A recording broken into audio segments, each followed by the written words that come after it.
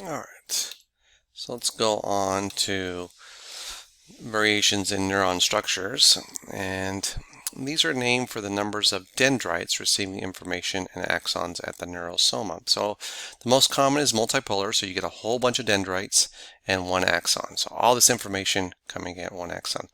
Bipolar is two dendrites and one axon. Unipolar is one dendrite and one axon. And anaxonic is many dendrites but no axon. So again, unipolar has one process that includes both the axon and the dendrite. Bipolar cells have two processes, the axon and a dendrite. Okay. So multipolar cells have more than two processes, the axon and two or more dendrites. So again, unipolar cells have one process that includes both the axon and the dendrite. Okay.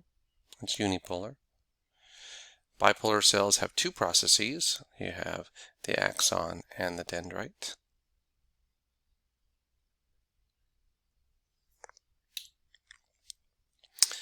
Other neural classified, there's three examples in there classified on the basis of their criteria. The pyramidal cell is a multipolar cell with a cell body that is shaped something like a pyramid.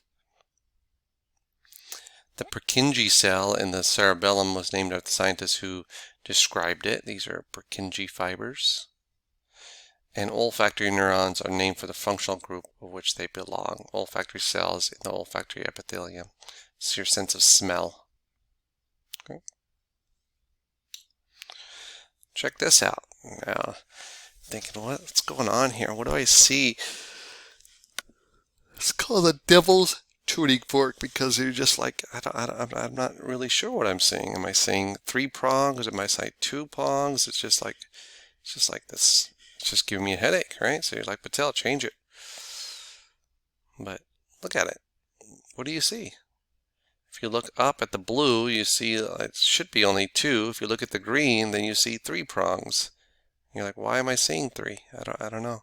It's weird. Okay. The CNS glia include oligodendrites, microglia, ependymal cells, and astrocytes. So these are the different cells. So you have neurons and you have glial cells. So these are the glial cells. So glial cells, there's 1 trillion neurons. There's 50% of the volume of nervous tissue. Glial cells protect neurons and aid their function. There's over 10 trillion of them. They bind neurons together. They lend precision to conduction, and they prevent neurons from sticking together. Okay, so there's 10 times as many glial cells as neurons. These go through mitosis, and glial cells can have cancer. So here are the type of cells. Remember, you learned all the different types of cells in the body, but these are the types of cells that are found in your nervous system. So oligodendrocytes, they form myelin in the brain and spinal cord.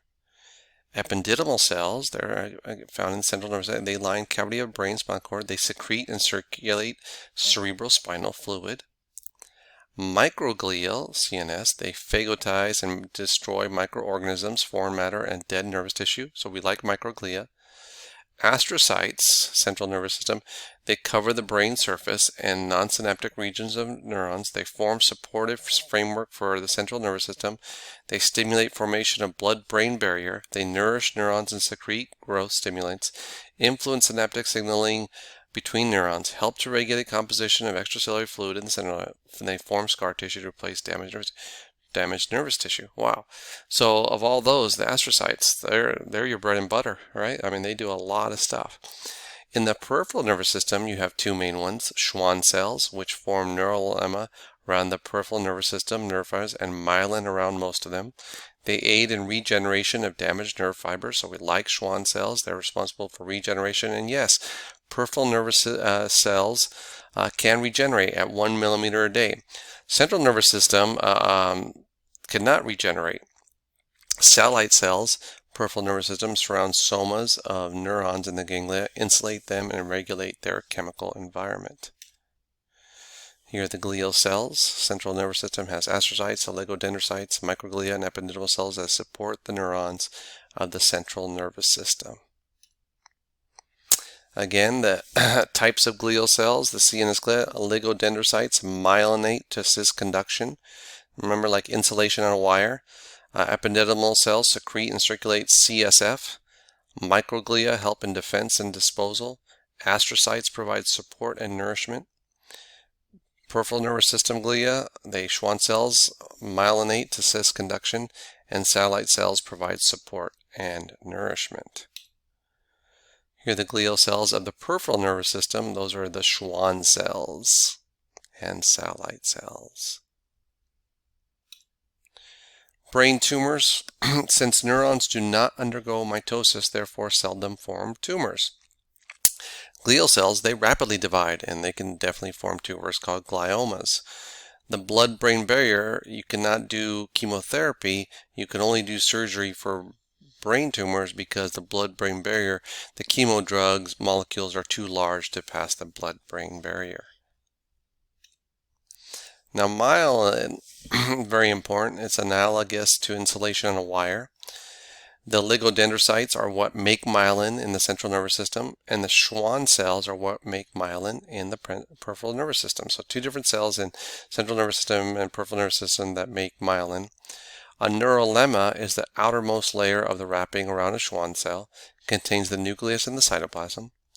The internodal segment, called the nodes of Ranvier, are fiber segments covered by myelin. The myelin sheet gaps, nodes of Ranvier, fiber segment between gaps in myelin. Okay. So here's the myelin.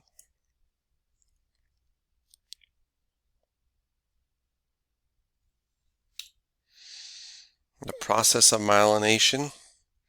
Myelinating glial wrap several layers of cell membrane around the cell membrane of an axon segment.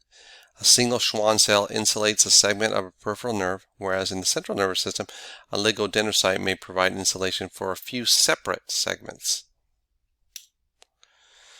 Now, what are some diseases of myelin? You can get multiple sclerosis, where the oligodendrocytes and myelin sheets start to scar down.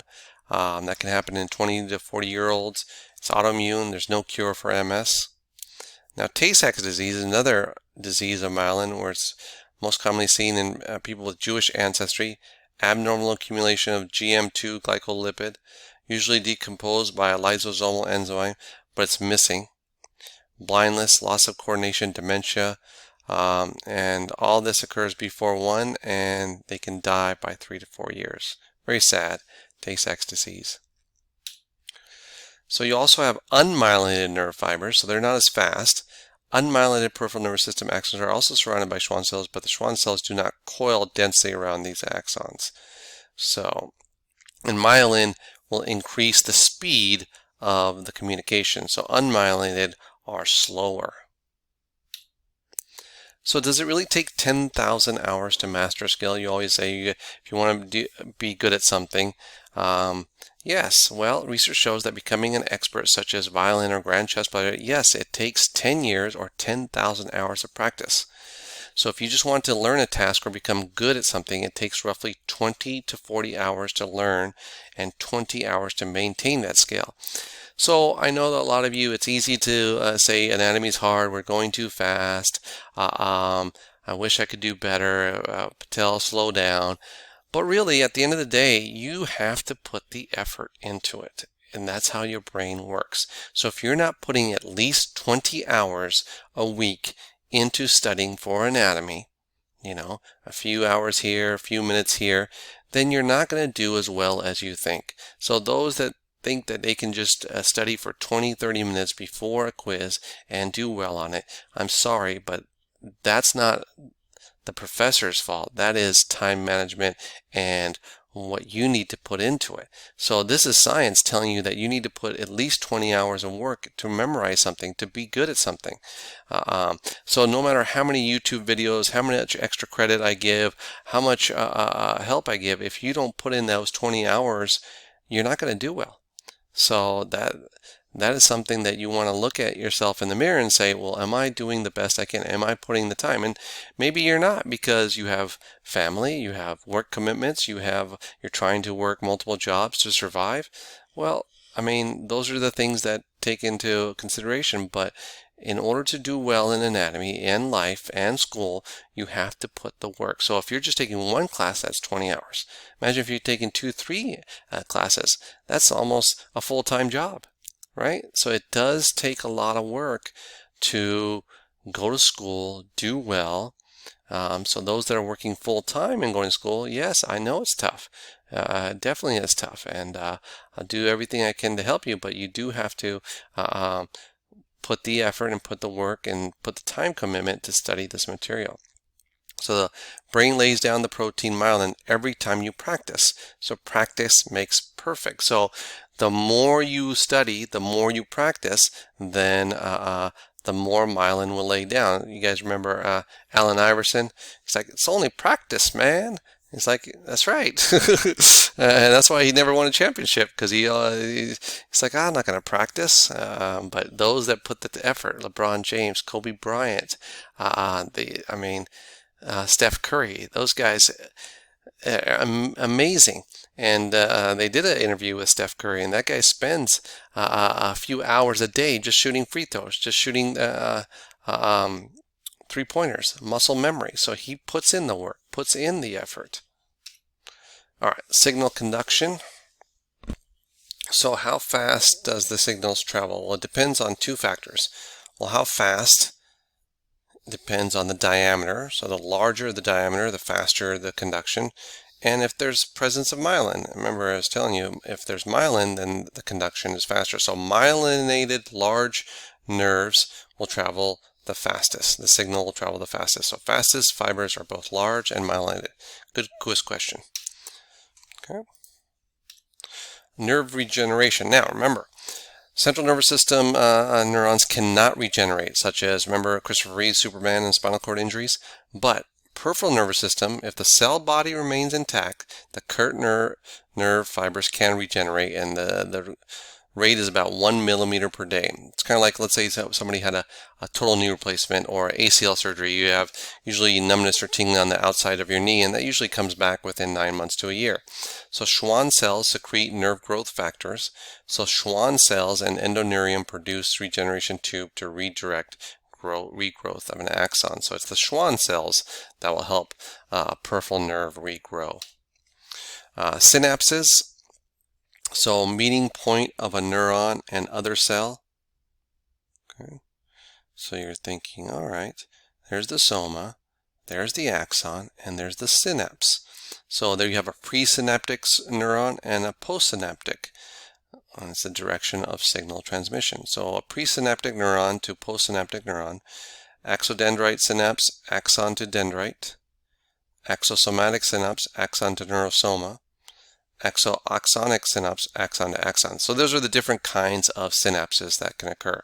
And during these synapses, where you're going to release what we call our neurotransmitters. And these neurotransmitters will tell what we want to do on the next phase.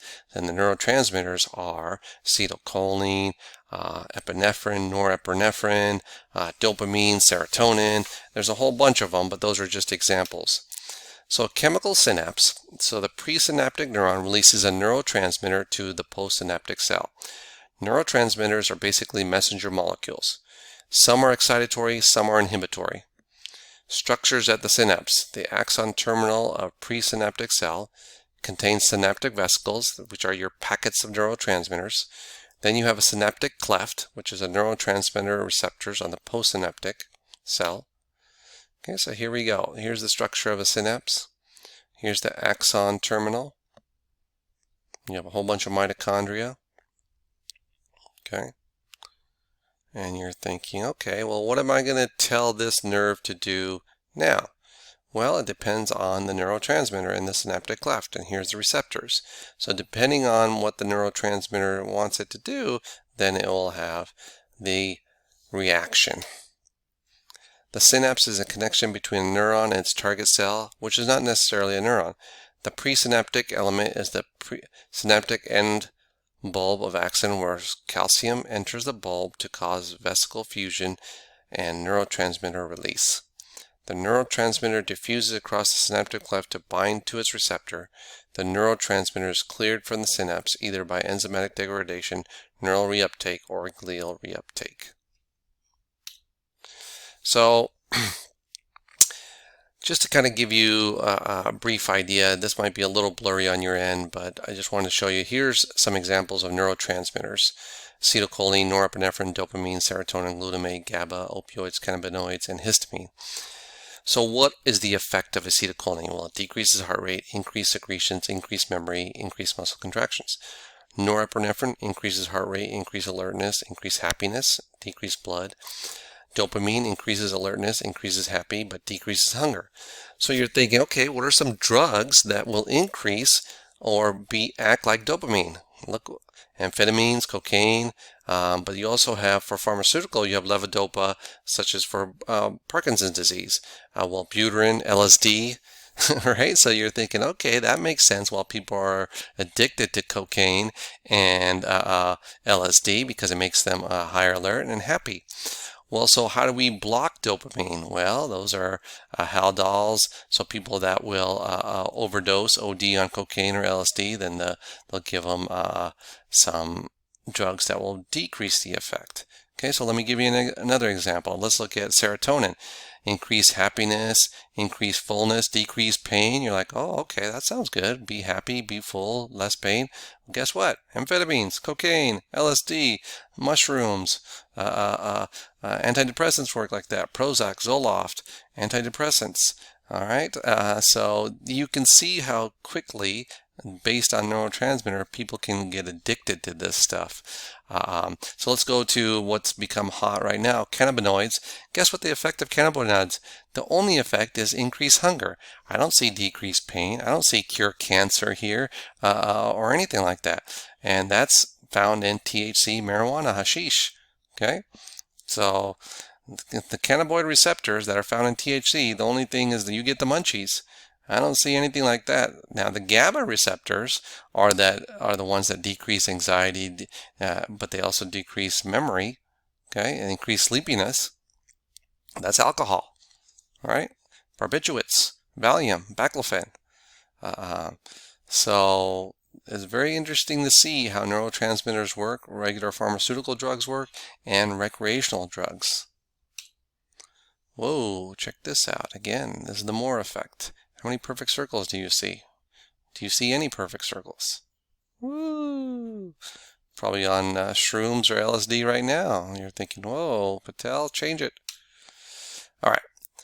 So how do these neural circuits work? Well, you get one input. Let's say you get one input. They can give, and they can diverge, and they can have one input on multiple nerves. Or you can have multiple sensories and then they converge and then they send one signal to the brain. Or you can get something that reverberates, that say, okay, every time you hit something, we're going to go back, so breathing, heart rate. Or you can get a stimulus and they'll tell you to either stop, slow down, or speed up. Okay, so breathing or anything like that. So these are ways that you have checks and balances in your system and how the nervous system works. So neural circuits, you have one nerve fiber branches to dozens, the brain to control thousands of muscles. Okay, so that's diverging. So that's going back here, that's diverging. So that's one nerve fiber branches to dozens, the brain to control thousands of muscles. Converging, respiratory center receives information from the blood, lungs, etc., and sets respiration rate. So you're getting all this information, blood, circuits, lungs, and then now it's going to say, okay, I'm going to set a breathing rate of 12 breaths per minute. Reverberating is like your diaphragm or short-term memory. So you're like, okay, every time I get something, I'm going to set that diaphragm to go up and down, and breathe. Parallel after discharge are reflexes, pain, and draw back your hand from pain or heat. That's a reflex. So something will set it off, and then you'll go back. All right. So more fun facts. The human brain weighs 3 pounds and comprises 60% of fat, one of the fattest organs in the body. Human brains has the capacity to generate approximately 23 watts of power when awake. The total blood and oxygen that is produced in our body, the brain gets 20% of it. When the blood supply to the brain stops, it's almost after 8 to 10 seconds after the brain starts losing consciousness. The brain is capable of surviving 5 to 6 minutes only if it doesn't get oxygen, after which it dies. The blood vessels that are present in the brain are almost 100 miles in length. There are 100 billion neurons present in the brain. In early pregnancy, the neurons develop at an alarming rate of 250,000 per minute. As we grow older, we are unable to remember new things. According to researchers in the US, is because the brain is unable to filter or remove old memories, which prevent it from absorbing new ones. This is where sleep is important at a very young age. Okay?